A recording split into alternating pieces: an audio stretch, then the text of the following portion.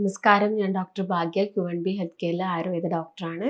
ഒട്ടുമിക്ക ആളുകളും ഈ ഒരു കാലഘട്ടത്തിൽ ഫേസ് ചെയ്യുന്നൊരു പ്രശ്നമാണ് ഉയർന്ന രീതിയിലുള്ള കൊളസ്ട്രോൾ. അതായത് രക്തത്തിൽ കൊളസ്ട്രോൾ കൂടുന്ന ഒരു കണ്ടീഷൻസ്. ചിലപ്പം ചില ആളുകൾ പറയാറുണ്ട് ഭക്ഷണമൊക്കെ കൺട്രോൾ ചെയ്യുന്നുണ്ട്, പ്രോപ്പറായിട്ടുള്ള വ്യായാമം എടുക്കുന്നുണ്ട്, പക്ഷേ കൊളസ്ട്രോൾ അങ്ങ് കുറഞ്ഞു വരുന്നില്ല എന്നുള്ളതൊക്കെ. അപ്പോൾ എന്താണ് നിങ്ങൾ ഭക്ഷണത്തിൽ കറക്റ്റായിട്ടുള്ള കാര്യങ്ങളാണോ എടുക്കുന്നത്, അല്ലെങ്കിൽ നിങ്ങൾ കറക്റ്റായിട്ടുള്ള ഹെൽത്തി ആയിട്ടുള്ള ഫാറ്റ് ആണോ നിങ്ങൾ എടുക്കുന്നത്, അതുപോലെ നമുക്ക് എന്തുകൊണ്ടാണ് കൊളസ്ട്രോൾ നമ്മുടെ ശരീരത്തിൽ കൂടുതലായിട്ട് കണ്ടുവരുന്നത്, ഇതൊക്കെ നമുക്ക് ഇന്നത്തെ വീഡിയോയിലൂടെ നോക്കാം.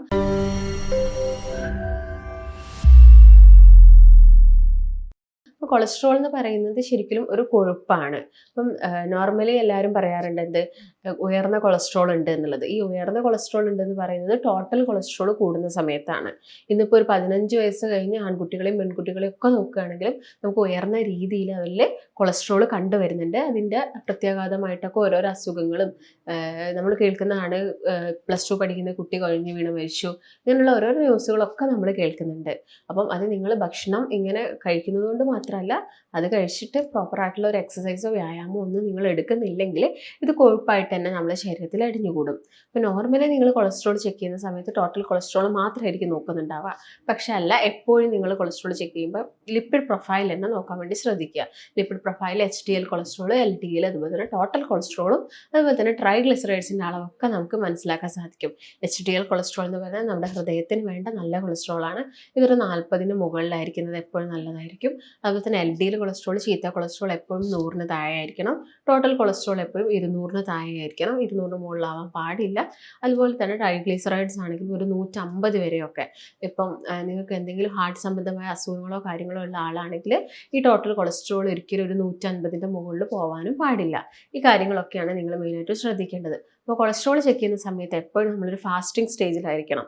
അതായത് തലേ ദിവസം രാത്രി നിങ്ങൾ ഭക്ഷണമൊക്കെ കഴിച്ചിട്ട് ഒരു 8 മണിക്കൂർ ഫാസ്റ്റിംഗ് എടുത്ത് പിറ്റേന്ന് ദിവസം രാവിലെ ചെക്ക് ചെയ്യുന്നതാണ് നല്ലത്. അപ്പം ഇങ്ങനെ വേണം എപ്പോഴും കൊളസ്ട്രോൾ നോക്കാൻ വേണ്ടിയിട്ട്. അപ്പം എങ്ങനെയാണ് കൊളസ്ട്രോൾ നമ്മുടെ ബോഡിയിൽ അപകടകാരിയാവുന്നത് നോക്കാം. നോർമലി നമ്മൾ കഴിക്കുന്ന ഭക്ഷണം, അതായത് ഇപ്പം കൊഴുപ്പടങ്ങിയ ഭക്ഷണം മാത്രം കഴിച്ചിട്ടല്ല കൊളസ്ട്രോൾ ഉണ്ടാകുന്നത്. അതായത് ഇപ്പം എണ്ണയിൽ വറുത്ത മീനും ചിക്കനും മാത്രമല്ല കൊളസ്ട്രോൾ ഉണ്ടാക്കുന്നത്. ഇപ്പം നമ്മൾ അമിതമായിട്ട് കാർബോഹൈഡ്രേറ്റ് ഉള്ള എന്തെങ്കിലും ഭക്ഷണങ്ങൾ, ഇപ്പം അരി ആഹാരം 3 നേരം അല്ലെങ്കിൽ 4 നേരമൊക്കെ കഴിക്കുന്ന ആളുകളാണെങ്കിൽ അത് ഡൈജസ്റ്റ് ആയിട്ട് എന്തായിട്ട് മാറും, ഫാറ്റ് ആയിട്ട് നമ്മുടെ കരളിൽ സ്റ്റോർ ചെയ്യപ്പെടും. ഈ ഫാറ്റ് പിന്നീട് കൺവേർട്ട് ആയിട്ട് എനർജി ആയിട്ടാണ് മാറുന്നത്. നോർമലി നമുക്ക് വേണ്ട, ശരീരത്തിന് വേണ്ട ഒരു എമൗണ്ടിലാണെങ്കിൽ അത് എനർജി ആയിട്ട് കൺവേർട്ട് ആയിക്കോളും.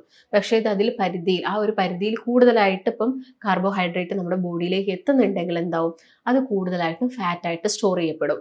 അതെന്തായിട്ട് മാറും, കൊഴുപ്പായിട്ട് മാറും, കൊളസ്ട്രോൾ ഉണ്ടാക്കും, അതുപോലെ തന്നെ ബ്ലോക്കുകളും കാര്യങ്ങളും ഒക്കെ ഉണ്ടാക്കും. ഇപ്പം പ്രമേഹ രോഗികളുടെ കേസ് നോക്കുകയാണെങ്കിൽ അതായത് നോർമൽ ആയിട്ടുള്ള ഒരു വ്യക്തിയിൽ കൊളസ്ട്രോൾ ഉള്ള പോലെയല്ല പ്രമേഹ രോഗികളിൽ കൊളസ്ട്രോൾ ഉണ്ടാകുന്നത്. പ്രമേഹ രോഗികളിലാണെങ്കിൽ ഗ്ലൂക്കോസ് ഉയർന്ന അളവിൽ രക്തത്തിൽ കൂടി നിൽക്കും. ഈ ഗ്ലൂക്കോസ് കൺവേർട്ട് ആയിട്ടും ഫാറ്റ് ആവാനുള്ള ചാൻസസ് ഉണ്ട്. അതുകൊണ്ട് പ്രമേഹ രോഗികളിൽ എപ്പോഴും കൊളസ്ട്രോൾ ഉണ്ടാക്കുന്നത് പ്രശ്നങ്ങൾ ഉണ്ടാക്കും. അതുപോലെ തന്നെ ഈ ഗ്ലൂക്കോസും കൊളസ്ട്രോൾ മോളിക്യൂളും തമ്മിൽ ജോയിൻ ആയിട്ട് പിന്നീട് പോയിട്ട് സ്ട്രോക്ക് പോലുള്ള പ്രശ്നങ്ങൾ ഉണ്ടാക്കും. അതുമൂലം ഹൈപ്പർ ടെൻഷൻ, അതുപോലെ തന്നെ കിഡ്നിക്ക് എന്തെങ്കിലും തകരാറൊക്കെ വരാനുള്ള ചാൻസസ് കൂടുതലാണ്. അപ്പം ഇങ്ങനെയുള്ള ആളുകളൊക്കെ പ്രത്യേകം ശ്രദ്ധിക്കേണ്ടതുണ്ട്. അവരെപ്പോഴും അവരുടെ കൊളസ്ട്രോൾ ലെവലും എന്ത് ചെയ്യണം, അവർ നോർമൽ റേഞ്ചിലോട്ട് കൊണ്ടുവരാൻ വേണ്ടിയിട്ട് ശ്രദ്ധിക്കണം. പിന്നെ സ്ത്രീകളുടെ കേസ് നോക്കുകയാണെങ്കിൽ അവർക്കൊരു ആർത്തവ വിരാമത്തിന് ശേഷം ഒരു ഈസ്ട്രജൻ ബോഡിയിൽ ഒരു ഇംബാലൻസ് നടക്കുന്നുണ്ട്. അതിൻ്റെ ഭാഗമായിട്ട് എന്തുണ്ടാവും, ഈ കൊളസ്ട്രോൾ കൂടാനുള്ള ചാൻസസ് ഉണ്ട്. അതുപോലെ തന്നെ അതിൻ്റെ ഭാഗമായിട്ട് ഫാറ്റി ലിവർ വരാനുള്ള ചാൻസസ് ഒക്കെ ഒരുപാട് കൂടുതലാണ്. അപ്പോൾ മെയിനായിട്ട് നിങ്ങൾ ശ്രദ്ധിക്കേണ്ടത്, നിങ്ങൾ കഴിക്കുന്ന കാർബോഹൈഡ്രേറ്റ് ഭക്ഷണം എന്ത് ചെയ്യുക, മാക്സിമം കുറച്ചുകൊണ്ട് വരികയാണ് ഇങ്ങനെ ചെയ്യാൻ പറ്റുള്ളൂ.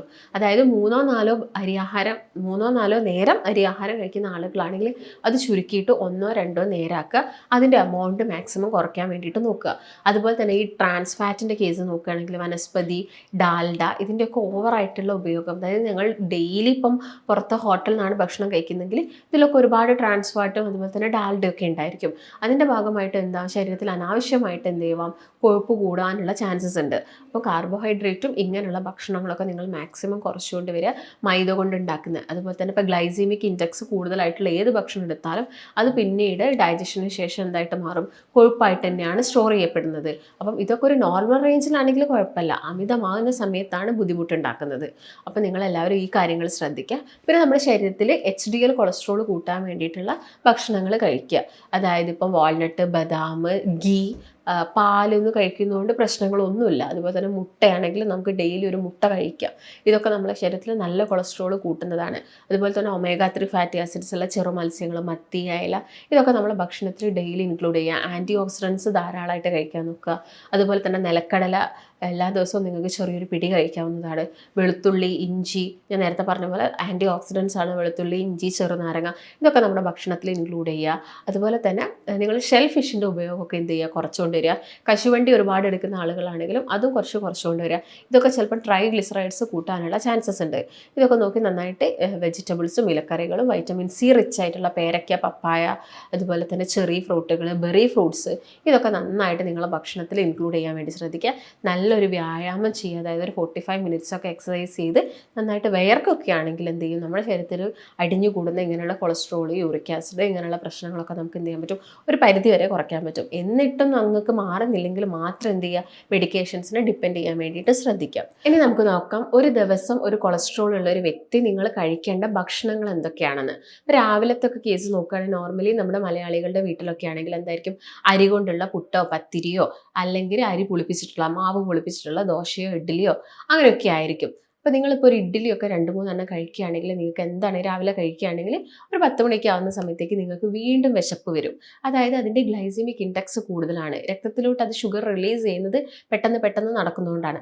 അതായത് പതിയെ ഡൈജസ്റ്റ് ആവുന്ന അല്ലെങ്കിൽ ഗ്ലൈസമിക് ഇൻഡെക്സ് കുറവുള്ള ഭക്ഷണങ്ങൾ നിങ്ങളിപ്പോൾ രാവിലെ കഴിക്കുകയാണെങ്കിൽ നിങ്ങൾക്ക് ആ ഒരു ഗ്യാപ്പിൽ വീണ്ടും ഫുഡ് എടുക്കേണ്ട ഒരു ആവശ്യം വരില്ല. അപ്പോൾ നിങ്ങൾ രാവിലെ എന്ത് ചെയ്യും, ഇപ്പം ഓട്സിൻ്റെ കേസ് നോക്കുകയാണെങ്കിൽ ആളുകൾ ഓട്സൊക്കെ എന്ത് ചെയ്യും, കാച്ചിയെടുക്കും. അപ്പോൾ ഓട്സ് കാച്ചി കഴിക്കുമ്പോൾ ഇപ്പോൾ പാലിലോ വെള്ളത്തിലോ ഒക്കെ ഓട്സ് കാച്ചി കഴിക്കുകയാണെങ്കിൽ നിങ്ങളുടെ ശരീരത്തിൽ ഇത് ഗ്ലൈസമിക് ഇൻഡെക്സ് കൂട്ടും, പിന്നീട് അത് കൊളസ്ട്രോൾ ആയിട്ട് മാറുകയും ചെയ്യും. അപ്പോൾ എന്ത് ചെയ്യുക, സ്റ്റീൽ കട്ട് ഓട്സ് പ്രത്യേകം പറയുന്നു, സ്റ്റീൽ കട്ട് ഓട്സ് അല്ലെങ്കിൽ കോഴ്സ് ഓട്സ്, അതായത് ഫൈബേഴ്സ് കൂടുതലുള്ള ഓട്സ് നിങ്ങൾ കാച്ചി കഴിക്കുകയാണെങ്കിലോ അല്ലെങ്കിൽ പുട്ടുണ്ടാക്കിയോ ഉപ്പുമാവ് ഉണ്ടാക്കിയോ കഴിക്കുക. അതിൽ ധാരാളം വെജിറ്റബിൾസ് ആഡ് ചെയ്യുകയാണെങ്കിൽ വലിയ പ്രശ്നമല്ല. മാക്സിമം കാച്ചി കഴിക്കുന്നത് ഒഴിവാക്കുക. എന്നിട്ട് ഞാൻ പറഞ്ഞ പോലെ പുട്ടോ അതുപോലെ തന്നെ ഉപ്പുമാവൊക്കെ വെക്കുന്നതാണ് ഏറ്റവും ബെറ്റർ. രാവിലെ സമയത്ത് ഇങ്ങനെ എന്തെങ്കിലും പ്രാക്ടീസ് ചെയ്യുക. ഇപ്പോൾ ഗോതമ്പ് നോക്കുകയാണെങ്കിൽ ഗോതമ്പും അരിയും തമ്മിൽ വലിയ വ്യത്യാസമല്ല ഗ്ലൈസമിക് ഇൻഡെക്സിൽ. പക്ഷേ നിങ്ങൾക്കിപ്പം ഗോതമ്പ് നിങ്ങൾ ഒരു ചപ്പാത്തി 1-2 ചപ്പാത്തി കഴിച്ചിട്ട് ബാക്കി കൂടുതൽ വെജിറ്റബിൾസോ അല്ലെങ്കിൽ സാലഡ്സോ ഫ്രൂട്ട്സോ ഒക്കെ ആഡ് ചെയ്യുകയാണെങ്കിൽ വലിയ പ്രശ്നമല്ല. ഫ്രൂട്ട്സിൻ്റെ കേസ് നോക്കുകയാണെങ്കിൽ ഓവർ മധുരമുള്ള ഫ്രൂട്ട്സ് കഴിക്കാതിരുന്നാൽ മതി. ഒരു ഇളം പഴുപ്പിലുള്ള ഫ്രൂട്ട്സ് ഒക്കെ ആണെങ്കിൽ ഡെയിലി ഓരോന്ന് കഴിക്കുന്നതുകൊണ്ട് വലിയ പ്രശ്നങ്ങളൊന്നുമില്ല. നിങ്ങൾ ഓൾറെഡി ഡയബറ്റിക് പേഷ്യൻ്റ് ആണെങ്കിൽ നിങ്ങൾ കാര്യങ്ങളൊക്കെ നിങ്ങളുടെ ഡോക്ടറോട് ചോദിച്ചതിന് ശേഷം മാത്രം ഫോളോ ചെയ്യുക കേട്ടോ. പിന്നെ രണ്ടാമതെന്ന് പറയുന്നത് ഒരു 11 മണിക്ക് ആവുന്ന സമയത്ത് ഒട്ടുമിക്ക ആളുകൾക്ക് വിശപ്പ് ഉണ്ടെങ്കിൽ തന്നെ നമുക്കൊരു സംഭാരം കുടിക്കുന്നതൊക്കെ ആയിരിക്കും കുറച്ചും കൂടി ബെറ്റർ.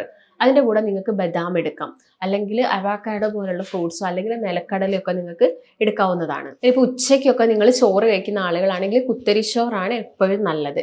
അതുപോലെ തന്നെ ഇപ്പം അല്ലെങ്കിൽ വൈറ്റ് റൈസ് വലിയ രീതിയിൽ കൊളസ്ട്രോൾ ഒന്നും ഇല്ലെങ്കിൽ വൈറ്റ് റൈസ് ഒരു കപ്പ് കഴിക്കുകയാണെങ്കിൽ അതിൻ്റെ കൂടെ തന്നെ നിങ്ങൾ തോരൻ തന്നെ ഓയിൽ വെളിച്ചെണ്ണയിൽ അധികം വറവിട്ട് കഴിക്കാതെ തോരൻ ഉണ്ടാക്കിയിട്ട് ജസ്റ്റ് നിങ്ങൾക്ക് ടോപ്പിങ്സിൽ വെളിച്ചെണ്ണ യൂസ് ചെയ്യുക അല്ലെങ്കിൽ ഒലീവ് ഓയിൽ യൂസ് ചെയ്യുക.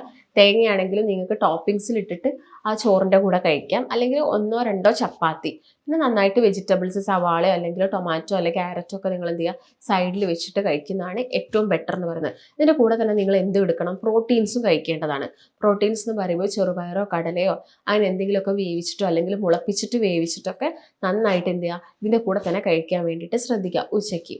പിന്നെ വൈകുന്നേര സമയത്താകുമ്പോൾ നമ്മൾ ഒട്ടുമിക്ക ആളുകളും ചായയിൽ എന്ത് ചെയ്യും, പഞ്ചസാര ആഡ് ചെയ്യും. അപ്പോൾ ഉയർന്ന രീതിയിൽ കൊളസ്ട്രോളും ഷുഗറും ഒക്കെ ഉള്ള ആളുകളാണെങ്കിൽ എന്താണെങ്കിലും പഞ്ചസാര എന്ത് ചെയ്യുക അവരുടെ ആ ഒരു ഡയറ്റിൽ നിന്ന് കംപ്ലീറ്റ് ആയിട്ട് ഒഴിവാക്കാൻ വേണ്ടി ശ്രദ്ധിക്കുക. പിന്നെ ബിസ്ക്കറ്റ്സും ബണ്ണും അങ്ങനെയുള്ള കാര്യങ്ങളൊക്കെ ഈവനിങ് ടൈമിൽ ഒഴിവാക്കിയിട്ട് കുറച്ചും കൂടി നട്ട്സ് എടുക്കുന്നതായിരിക്കും നല്ലത്. ഇപ്പോൾ നിങ്ങളിപ്പം ബദാമാണ് കഴിക്കുന്നതെങ്കിൽ തലേ ദിവസം തന്നെ അത് വെള്ളത്തിലിട്ട് കുതിർത്ത് വെച്ചിട്ട് ആ തൊലിയോട് കൂടി തന്നെ ആ ഒരു ബദാം കഴിക്കാൻ വേണ്ടിയിട്ട് ശ്രദ്ധിക്കുക. പിന്നെ ഒരു നൈറ്റ് ടൈം ആവുന്ന സമയത്താണെങ്കിലും നിങ്ങൾക്ക് ചപ്പാത്തിയും അതുപോലെ തന്നെ വെജിറ്റബിൾസും സാലഡ്സും ഒക്കെ ആഡ് ചെയ്യുക, അല്ലെങ്കിൽ ഇപ്പോൾ ഫ്രൂട്ട്സ് കഴിക്കുക.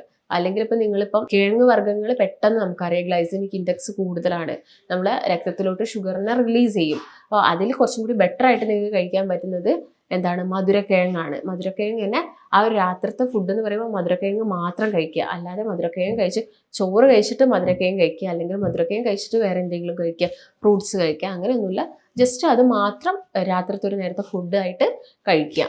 പിന്നെ ഇതിൻ്റെ കൂടെ തന്നെ നിങ്ങൾ ചെയ്യേണ്ടത് നന്നായിട്ട് വെള്ളം കുടിക്കാൻ ശ്രദ്ധിക്കുക, നല്ലൊരു എക്സസൈസ് ഡെയിലി ഫോളോ ചെയ്യുക, പിന്നെ നന്നായിട്ട് വിറ്റാമിൻ ഡി കിട്ടാൻ വേണ്ടിയിട്ട് നമ്മുടെ ബോഡിയിലോട്ട് വെയിൽ കൊള്ളുക. ഈ കാര്യങ്ങളൊക്കെയാണ് നിങ്ങളൊരു ഭക്ഷണ ക്രമീകരണത്തിൻ്റെ കൂടെ ശ്രദ്ധിക്കേണ്ട പ്രധാനപ്പെട്ട കാര്യങ്ങൾ. പിന്നെ വ്യായാമം ചെയ്യുന്ന സമയത്ത് ഞാൻ നേരത്തെ പറഞ്ഞ പോലെ തന്നെ ജോഗിങ്ങോ അല്ലെങ്കിൽ സ്വിമ്മിങ്ങോ അല്ലെങ്കിൽ സൈക്ലിങ്ങോ ഇങ്ങനെയുള്ള എന്തെങ്കിലും കാര്യങ്ങളൊക്കെ ചെയ്യുക. പിന്നെ ഭക്ഷണത്തിന് ധാരാളമായിട്ട് കറിവേപ്പില, വെളുത്തുള്ളി ഇതൊക്കെ നന്നായിട്ട് ഇൻക്ലൂഡ് ചെയ്യുക. അപ്പോൾ നിങ്ങൾക്ക് മോരും കറിവേപ്പിലയും ഒക്കെ അടിച്ചിട്ടൊരു ജ്യൂസ് പോലെയൊക്കെ ആക്കിയിട്ടോ അല്ലെങ്കിൽ രാവിലെ തന്നെ ഇതൊക്കെ കഴിക്കുന്നതൊന്നും വലിയ ബുദ്ധിമുട്ടുണ്ടാകുന്നില്ല. അതുപോലെ അസിഡിറ്റിയുടെ എന്തെങ്കിലും പ്രശ്നങ്ങളോ കാര്യങ്ങളോ ഉണ്ടെങ്കിൽ എന്ത് ചെയ്യുക, ഇത് വെറും വയറ്റിൽ കുടിക്കുന്നത് ഒഴിവാക്കിയാൽ മതി. ഇത്രയും കാര്യങ്ങളാണ് ഒരു ദിവസത്തെ ഡയറ്റ് ചാർട്ടായിട്ട് നമുക്ക് കൊളസ്ട്രോൾ പേഷ്യൻസിന് പറഞ്ഞു കൊടുക്കാൻ പറ്റുന്നത്. അപ്പം ഈ കാര്യങ്ങളൊക്കെ നിങ്ങൾക്ക് ശ്രദ്ധിക്കാവുന്നതാണ്. അപ്പോൾ നിങ്ങൾക്ക് എന്തെങ്കിലും സംശയമോ കാര്യങ്ങളോ ഒക്കെ ഉണ്ടെങ്കിൽ താഴെ കാണുന്ന നമ്പറുമായിട്ട് ബന്ധപ്പെടുക. നമുക്ക് മറ്റൊരു നല്ല വീഡിയോ ആയിട്ട് വീണ്ടും കാണാം. നന്ദി.